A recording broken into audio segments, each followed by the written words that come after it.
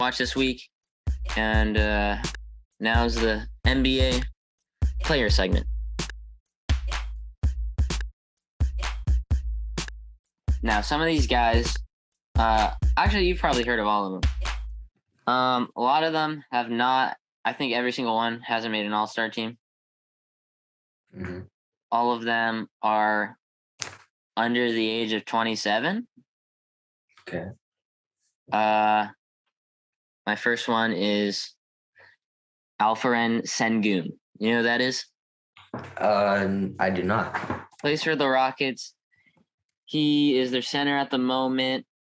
They have a small ball lineup with Jalen Green and Kevin Porter Jr. They just got Jabari Smith, who they picked at number 3 overall. But Sengun still should be leading the front court at center, and Jabari can be at power forward. He played around like 20 minutes a game last season. He had 5.5 rebounds and 9.6 points per game. I feel like he can up that with some playmaking from Jalen. Even with the addition of Smith, he's got playmakers that will do good on a very young team. And it should be really interesting to watch this season. Interesting. You know, I don't think that Jabari Smith pick was great, to be honest. In the preseason, he was not doing too well, but we'll see. We'll see how he does. But I don't know. I think the Rockets I don't know. They won't do too well this year, but yeah, it's going to be interesting. They do have Eric Gordon, who can shoot a little. Coming off the bench, Josh Christopher, Trey Burke, and Jayshawn Tate. Not guys that can go out, drop 20, 30 points. But if this starting 5 just does okay, I feel like they won't get last. Yeah. Jamal Murray, he's going to come back after his ACL injury, April of 2021. Michael Porter Jr. It's been very disappointing, but they just got Kentavious Caldwell-Pope, so they'll have them at the 2 and the 3. So Jamal Murray can drive, kick it out to KCP, Michael Porter Jr., and along with Jokic, can play alongside. I feel like Jamal Murray, he hasn't made one yet, but he should make an all-star team if he stays healthy this year. And he also has a lob threat with Aaron Gordon. Yeah. Just big Jamal Murray guy. I think he's really fun to watch. Very explosive. And can just do things his own way. He had it was 2020 to 21. He played 48 games and he had 20 points. He started with his career started with 9.9 and then it went to 16.7, 18.2, and now it's 21.2. I feel like he's found his role on this roster and will really step into that role and be kind of like Damian Lillard, but on actually a good team. But even though the Trailblazers are not that good, they could be a sleeper to get far in the West. The West is really hard, I feel like. But Anthony Simons, I feel like he's gonna do well. Hasn't been outstanding his first few years. But Damian Lillard's uninjured, of course. CJ McCollum, he's gone. So maybe Anthony Simons. He wasn't one of my guys on the list of 5, but he could be on the list of sleeper players this year. Another player who's come back from injury is Kendrick Nunn. Lakers, right? Laker. Kendrick Nunn had another injury, and he has not played on the Lakers yet since coming to Miami. He played about 30 minutes a game, I think. Oh, so in Miami. And He said he's feeling 100% coming into the season. We'll see how that knee plays out. His first year, he improved to almost 50. He was almost a 50, 40, 90 guy, like 48.5, 38, and then 93.3. But he's a guy who can go out and get you 15 points by leading the second team off the bench, especially if Westbrook gets traded. It could be a little bit of a battle with Pat Bev, but he can be a pretty interesting guard this season. You got anything to say about the Lakers, Austin? The Lakers? Well, I don't know. It all depends. Just, I don't know. It's momentum wise. So we'll see if Russ starts sucking it up. All right. I mean, if he has a good season, I think they go far. But like, I don't know. He's kind of hit or miss. But I don't know. This Kendrick Nunn guy, I feel he seems pretty decent. So if he, and like I said a couple of podcasts ago, I love Patrick Beverley. So he's just that scrappy, aggressive, he's a little chippy, right? But I don't know. I think he can, if he plays like himself, the Lakers will do pretty decent.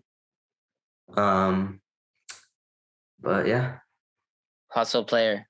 Yeah. Just a hustling that every coach would love. Scrappy, every coach would love. But disrespectful, every coach would hate it. That's true. Next guy, he plays in Miami currently. I think he's a twin, Cody Martin and Caleb Martin. Caleb Martin is my guy, though. 23 minutes per game last year and 12.3 in the postseason. I mean, he's still young, but he is a 50-40 player, and he got 9.2 points per game last season. Really good shooter.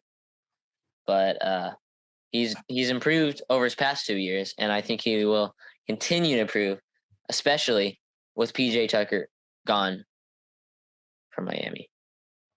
Interesting. He is the same height as Caleb Martin, and he did play 28 minutes per game last year.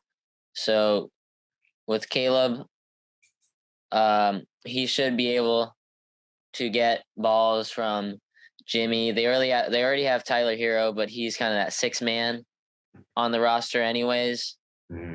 They do have Gabe Davis. No. What's his name? Gabe. Let's search it up really quickly. They have Kyle Lowry. Gabe Vincent. Yeah, that's what it is. Gabe Vincent, he can shoot. Kyle Lowry, playmaking. Victor Oladipo, he's still on that team. Duncan Robinson can shoot too. Max Stress, but Caleb Martin's kind of that guy at the power forward position other than Jimmy Buckets. So I think that Caleb Martin will succeed this year and his stock will go up as a stretch four.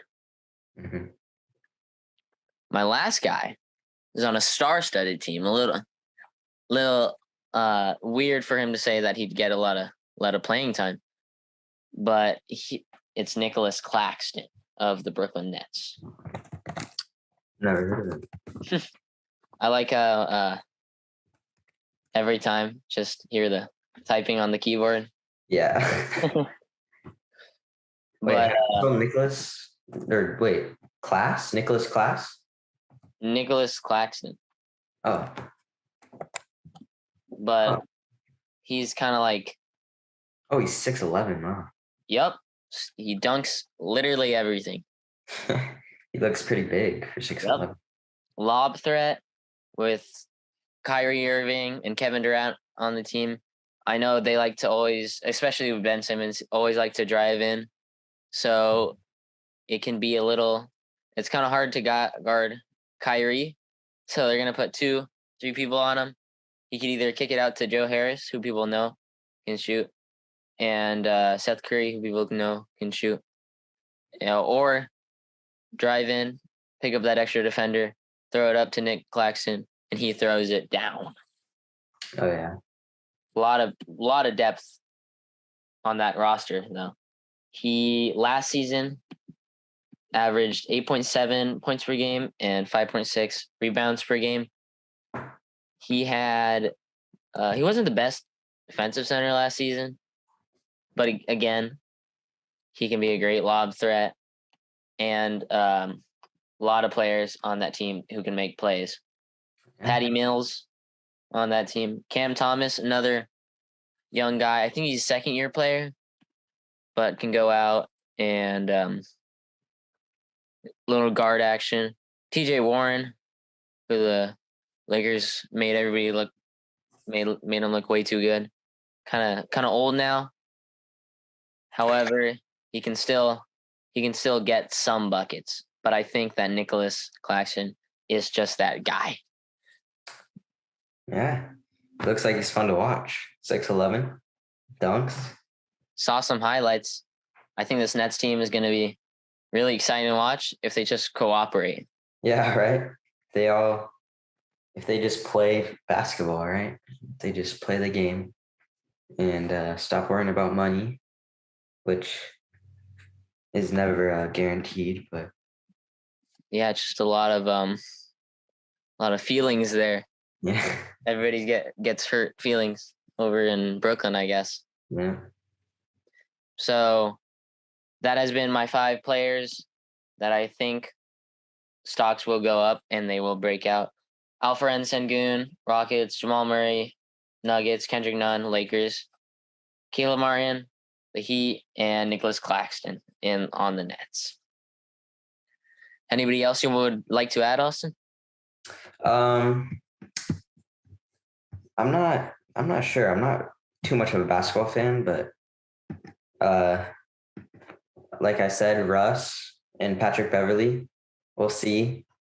If Russ, I mean, maybe he just had a bad season last year, but if he can get going, and same with Beverly, I think they can both make the Lakers something special. Yes, I know. I was talking about Russ making the team worse. He still played. He didn't play his greatest. He got 18 points per game. But those are 2 guys who can make it better. And I feel like they've already hashed out their beef, what they had. Yeah. The media overhypes things, as everybody knows. Overdoes things, like I did with Tua. There was this video. It said Pat Bev pushes Russ first time they see each other, and it's just like it was just a nice friendly shove because they were joking. Oh. Yeah, it's just. Oh, so the media portrayed that as something bad. I see. I mean, it got my click. Yeah. So somebody's doing their job well. Yeah.